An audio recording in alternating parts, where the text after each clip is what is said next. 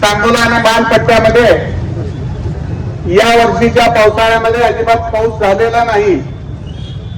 सबंध शेतकरी बळीराजा हवालदिल झालेला आहे। पिण्याच्या पाण्याचं, जनावरांच्या चाऱ्याचं मोठं संकट आपल्या तालुक्यावर उभारलेलं आहे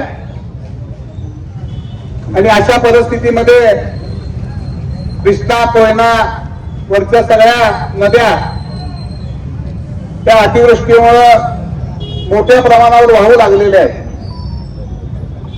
अशा परिस्थितीमध्ये हे वाहून जाणारं पाणी आपल्या तालुक्यातल्या सध्या दुष्काळग्रस्त असलेल्या भागाला तातडीनं म्हैसाळ, टेंबू आणि निळा उजवा कालवा यांच्या माध्यमातून मिळण्यासाठी सांगोला तालुक्याच्या आम जनतेच्या वतीनं या ठिकाणी आपल्या तालुक्याच्या कर्तव्यदक्ष तहसीलदार मॅडम येण्या देण्यासाठी या ठिकाणी आम्ही आज या ठिकाणी उपस्थित आहोत। मी या निवेदनाच्या माध्यमातून पहिल्यांदा या तालुक्यातील एमएससीबीच्या अधिकाऱ्यांचं मनापासून अभिनंदन करणार आहे, त्यांचे आभार मानणार आहे की गेली सातत्यानं 6 महिन्यापासून आमचा बळीराजा विजेच्या अनियमित पुरवठ्यामुळे भरडून गेला होता।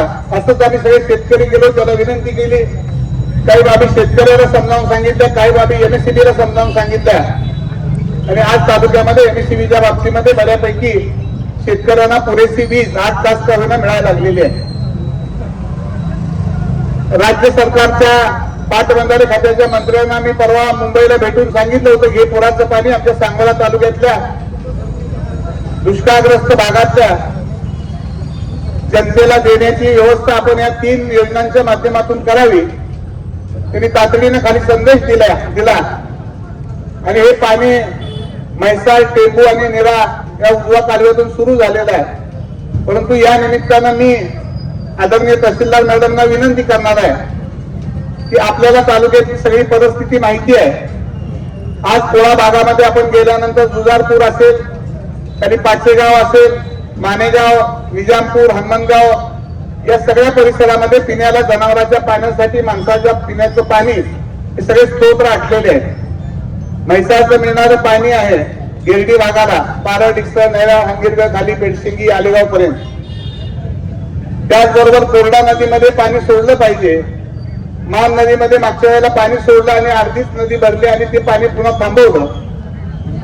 त्याचबरोबर आपला वरचा जो भाग आहे मऊद भाग, आज या ठिकाणी सगळी खवासपूर, लोटेवाडी, असदगाणी याही परिसरातली सगळी मंडळी, मी सगळ्याच गावची नावं घेत नाही, परंतु तालुक्यातल्या सगळ्याच परिसरामध्ये पाण्याची तीव्र टंचाई निर्माण झालेली आहे आणि म्हणून मी आपल्या सगळ्यांच्या वतीनं, तालुक्याच्या आम जनतेच्या वतीनं आदरणीय तहसीलदार मॅडमला एक विनंती करणार आहे की या टेंबू असेल, म्हैसाळ असेल, निळा उजवा कालवा असेल, त्या सगळ्या अधिकाऱ्यांची उद्या त्याला तातडीनं तुम्ही बैठक घेऊन, पाणी सध्या सुरू आहे परंतु हे पाणी कोरडा नदीमध्ये असेल, मान नदीमध्ये असेल, ओढ्या नाल्याला असेल, या ठिकाणी तातडीनं सोडून या तालुक्यातल्या बळीराजाची तहान भागवण्याचं काम आपण या ठिकाणी करावं।